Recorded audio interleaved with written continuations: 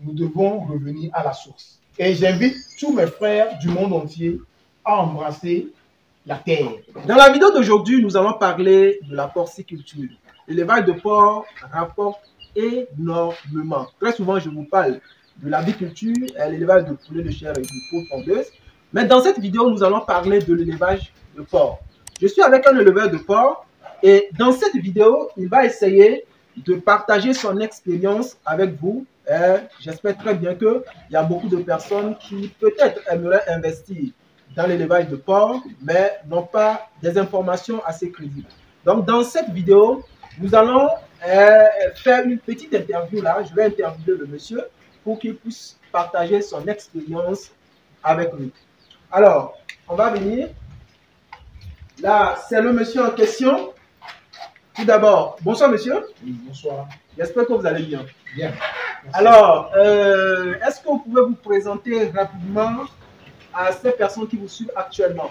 Merci. Je réponds au nom de Katapri Camille.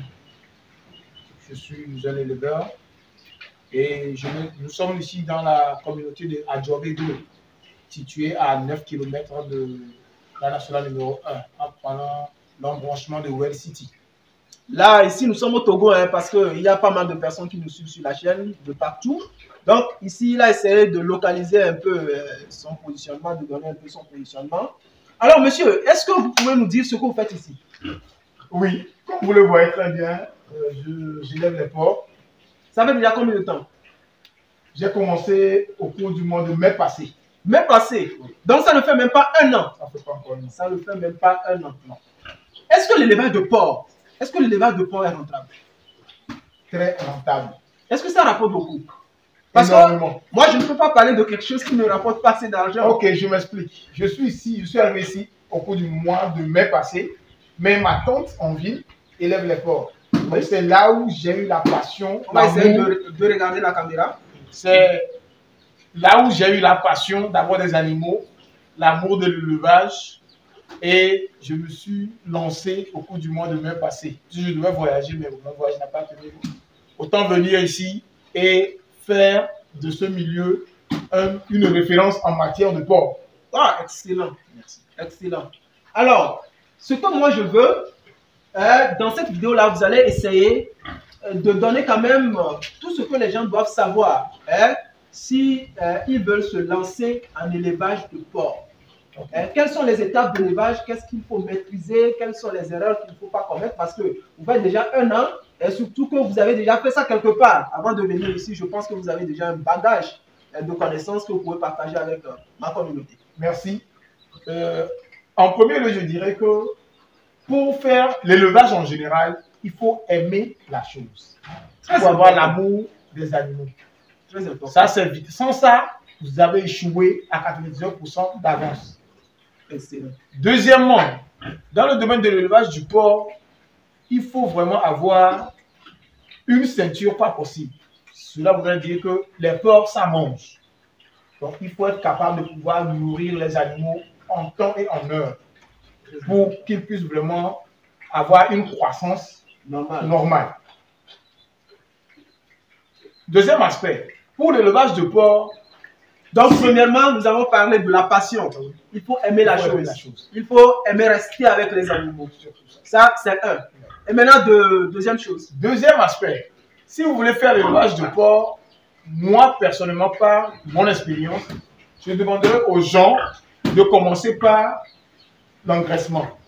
Je m'explique. Vous n'avez pas besoin d'aller acheter des porcs pour attendre qu'ils mettent bas, pour que l'enfant grandisse, pour que vous vendiez. Là, ça devient plus pesant, c'est plus lourd, c'est plus difficile. Donc, vous allez acheter des porcelets. Par exemple, comme ceux que nous avons ici. Bien montré. Comme ceux que nous avons ici. Ça, c'est la porcelet. Donc, vous achetez des porcelets comme ceci. Oui. Ceux-ci font actuellement 2 mois, 2 semaines. 2 mois, 2 semaines. Oui, c'est des porcelets de 2 mois, 2 semaines. Donc, vous les achetez comme ça et vous les engraissez. C'est ça. Vous les amenez rapidement à maturité.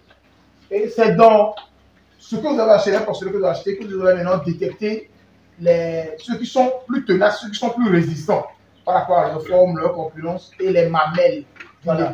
C'est ça. Et vous allez choisir maintenant parmi ceux-là que vous allez garder pour faire maintenant l'élevage proprement dit. Sinon, si vous commencez par acheter tout de suite des porcelets ou des porcs, si c'est les porcs, si vous avez moyen, vous achetez juste pour vous croiser en même temps, là où vous lancez. Mais si c'est avec les petits, on commence par l'engraissement. Le fait qu'il arrive à 6 mois, on peut vendre quelques-uns pour ne serait-ce acheter la nourriture pour continuer. Et ensuite, les croiser, c'est ça? Les croiser, oui. Excellent. Donc, ce qui veut dire que si vous n'avez pas assez de moyens et que vous voulez commencer l'élevage de porc, le monsieur nous conseille de commencer avec les porcelets, c'est-à-dire l'engraissement. Vous payez les porcelets comme ça, vous les engraissez pendant quelques temps et vous vendez quelques-uns parmi eux. Ce qui vous permettra d'avoir de l'argent. Et quand vous aurez de l'argent, cela permettra d'assurer les dépenses liées à l'alimentation. Et donc, vous allez engraisser, plutôt croiser quelques-uns parmi eux pour maintenant avoir des géniteurs. Maintenant, mais si vous avez de l'argent, bien montré ici, si vous avez de l'argent, vous pouvez directement payer des géniteurs. Vous voyez? Vous voyez? Donc, vous pouvez rapidement payer ça et commencer votre élevage. Mais juste que ça consomme beaucoup. Alors, est-ce que vous pouvez nous dire à peu près ce que vous utilisez pour nourrir vos porcs ici là? Au niveau de l'alimentation, on va voir ici là, on a notre usine de fabrication d'aliments. On a vraiment notre usine de fabrication d'aliments. Oui. Donc, au niveau de l'alimentation, nous avons le son de mil. Son de mil, communément appelé le son de Tchoukouchou. Voilà. Son de mil. Il y a aussi le son de soja. Le son de soja, voilà. Le son de soja que nous avons ici. C'est ça. C'est du soja. C'est ça. Ouais. À part ça, nous avons les tourteaux palmis. Les tourteaux palmis. Oui, les tourteaux palmis, ça c'est par ici. Les tourteaux palmis, ça c'est ça dans le sac ici. Voilà, c'est les tourteaux. Tourteaux palmis qu'on utilise. Oui. Il y a le sel, ça c'est hier même que j'ai amené le sac là. Ah, le sel. Le sel, oui. Ok. Le sel aussi rentre dans l'alimentation. Très exactement. Ça, c'est pour apporter le sodium aux animaux. Ici, c'est les. On va essayer rapidement les épluches de manioc. Les épluches de manioc. Les épluches de manioc. Ouais. Agbelichuro, communément appelé chez nous Agbelichuro. Ah, oui. Moi-même, en fait, j'utilise le manioc lui-même. Mais comme le manioc est très cher, je ne me gêne pas pour leur donner au moins le manioc lui-même. Ils mangent ça, je leur donne ça 2 fois dans la semaine. Le manioc lui-même. Mais avec les épluches, j'essaie de renforcer les aliments. Ah, ça, c'est les épluches de manioc. Ouais, ça, c'est les épluches de manioc. Donc, ce qui veut dire que si vous voulez faire l'élevage de porc, vous pouvez vous-même cultiver le manioc.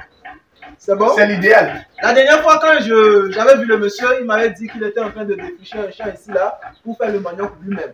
Donc, c'est ça qui m'a motivé à faire cette vidéo-là avec lui. Merci. Ok.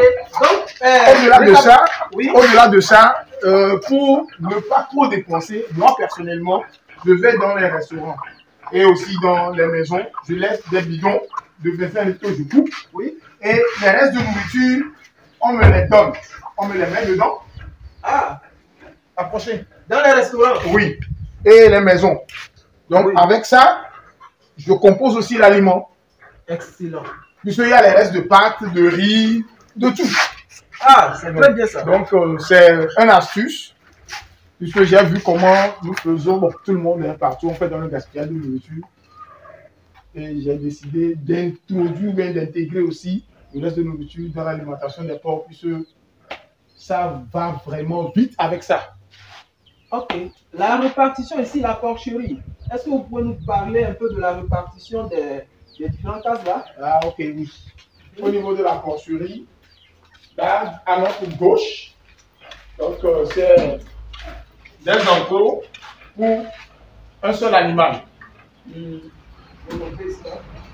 Donc, du début du bâtiment jusqu'à la fin, nous avons total 10 enclos à notre gauche. Ok, d'accord. Et donc, on peut mettre comme on veut. Hein. Des trucs, des verras, ça dépend. Ça dépend. Ok, d'accord. Maintenant, à notre droite, il y a ici, par exemple, c'est les lieux où nous recueillons les enfants pour le sevrage et l'engraissement. Les porcelets pour le sevrage et l'engraissement. Donc, ici, c'est pour cela. Le second aussi, c'est demain. Ben, je vois que ici, là, ce n'est pas occupé. Il y a quel problème? Vous n'avez pas assez de moyens pour remplir tous ces cases-là ou quoi là? Ouais, non seulement pas assez de moyens, mais avoir le côté alimentation, j'aimerais aller progressivement. Voilà, ça c'est très important. C'est ce que je voulais que vous me dites en fait. Donc, il faut aller doucement. Doucement, ne pas se presser. Ça permet aussi de pouvoir suivre le cycle d'évolution et avoir de l'expérience. Je peux mettre, ou bien on peut mettre des porcs dans tous ces parcs-là. Mais si je n'ai pas l'expérience qu'il faut pour faire un bon suivi, je ne vais pas avoir le résultat escompté. Mais avec le peu que nous avons ici, s'il y a un bon suivi, j'aurai le même résultat que quelqu'un qui n'a pas d'expérience, qui n'est pas patient et qui a rempli tous ces parcs-là. Donc, il faut commencer petit. Je vous le dis toujours, même en élevage, il faut commencer petit. Cela vous permettra d'acquérir de l'expérience, maîtriser comment manipuler les animaux et tout. Vous voyez. Donc, est-ce que vous avez un mot de fin? Oui. Viens ici là. Il faut vous parler de ça. Celle-ci comme ça, combien on peut la vendre? Tout dépend. Hein. Il nous arrive au niveau de notre tente, lorsqu'on était, j'étais de l'autre côté, il nous arrive de vendre sur pied. Donc, oui. On prend le porc comme ça, on met sur la balance et le kilo de viande, c'était à 1400 en ce moment. 1400. Donc, 1400 fois. Déjà abattu. Non, non, non. Sur pied. Vivant comme ça, oui. Ah, ok. Vous venez, on prend le porc, on le met sur la balance. Ah oui, on pèse. Voilà, on pèse. Est-ce que tu te rappelles un peu le prix de 100 kilos si le porc... 100 kilos fois 1400. Ah, d'accord. Tu vois. Donc, ça fait déjà 140 000. 140 000. Voilà. Et vous le levez pendant combien de temps? Pour atteindre 100 kilos, oui, avec une bonne nutrition, 8 mois suffit. 8 mois? 8 mois. 8 mois. Un bon suivi, 8 mois suffit pour avoir un porc de 100 kilos. Donc, ce qui veut dire que 100 kilos, ça fait 140 000. Si vous avez déjà 10, dans 8 mois, vous avez beaucoup d'argent. Alors, merci d'avoir partagé vos expériences avec nous. Et est-ce que vous avez un mot de fin rapidement à ceux qui nous suivent? Oui, pour mon mot de fin, je dirais que nous devons revenir à la source. Dieu a créé l'homme et il nous a donné ce qu'on appelle le jardin d'Éden. Et dans le jardin, il y avait tout. Et j'invite tous mes frères du monde entier à embrasser la terre. Car d'abord, nous sommes sortis de la terre et nous retournons à la terre. C'est ça. Et tout vient de la terre. De la terre. Je vous remercie. Merci beaucoup. Rappelez-moi votre nom directement. Le nom c'est Katapé. Katapé. Merci beaucoup, monsieur Katapé. Nous allons revenir dans les jours à venir, d'autant plus que je travaillerai avec vous. Je vais revenir dans les jours à venir. On va toujours faire des vidéos comme ça.